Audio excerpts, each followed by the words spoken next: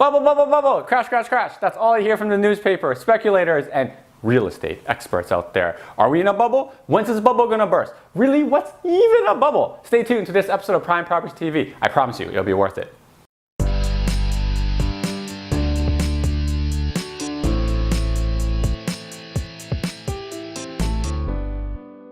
Good day, Toronto. Welcome to another episode of Prime Properties TV. So glad you could join us here. I'm going to be talking about a very, very hot topic today, a trending topic, and maybe even a hot take. It's trending so hard, it just may burst. That's the bubble, more specifically, the Toronto real estate bubble. So let's talk bubble. Merriam-Webster defines a bubble as a small, globular, typically hollow, and I'm just kidding. What is a real estate bubble? It's a state of a booming economy or activity, such as the real estate market right now, that often ends in a sudden collapse. Poof, and it's gone. So the term bubble, when used with the real estate market, is basically saying that the price increases are way too high, they're way too wild, and the question is always going to be, when will the market just collapse on itself because no one can pay these outrageous prices? And remember, outrageous prices is all relative.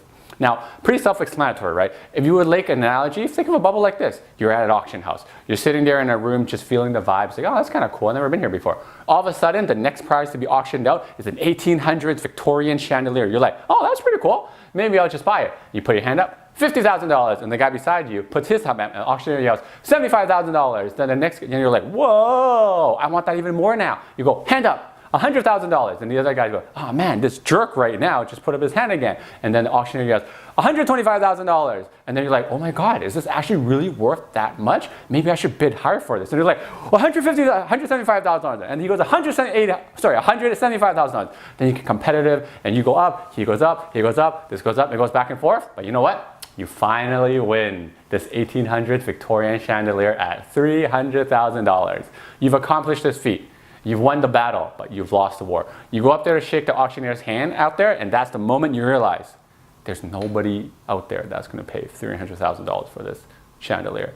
That's exactly what a bubble is. When you realize there are no bubble buyers for this overpriced chandelier, or in our case, real estate, then people are going to stop buying, and that's when it will, quote unquote, burst.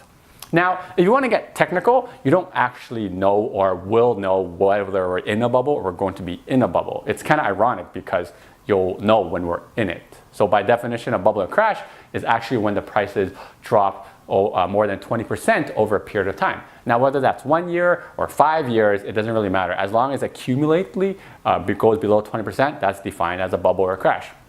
Now, anything under 10% is actually of devaluation is what we call a correction. You know, anything between that is the start of a rebound going back up, or it's going to be start of going to a bubble. Now, you may be thinking out there right now, well, there could be a correction sometime in the future, it could be a bubble sometime in the future. Probably it's going to happen. Now, when that correction happens, you can assume 10%, okay, before we hit the bubble burst. If my property goes down 10%, but you rode out this bubble theory talk in the last 2-3 years, and you've been gaining 10, 20, 15% each and every single year, you're still up net 5-10%. So should you be really affected by this so-called bubble crash?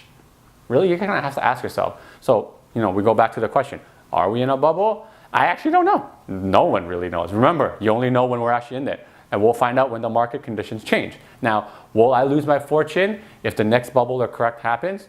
Well, if you're living in the house and you're paying the monthly mortgages and the taxes and insurance and you can afford it, probably not. Will I lose my fortune if I'm investing? Well, if your investment can pay for itself, i.e. have tenants pay the mortgage down, probably not. Will I lose some appreciation value in my assets like real estate? Yeah, probably, of course. That's what it means to have a correction. But if you're not selling it anyways, what difference does it really make, right? Just ride it out as long as you can pay the mortgage and your tenants can pay the mortgage. Remember, real estate is a long-term game. So think about it. If and when a bubble / crash or correction happens, is it really going to affect you and your long-term plan? Think about it. Thank you guys for watching. If you learned something or simply enjoyed watching this video, make sure you click on the little button down here that subscribes you to the Prime Properties TO channel, and click on the little bell so you'll know when we have new content. And if you have any questions or want to reach out to me for a free consultation, call me. My number is right here. And remember, make sure you share this with your family and friends because like I always say, an educated consumer is the best consumer. I'll see you next time, Toronto.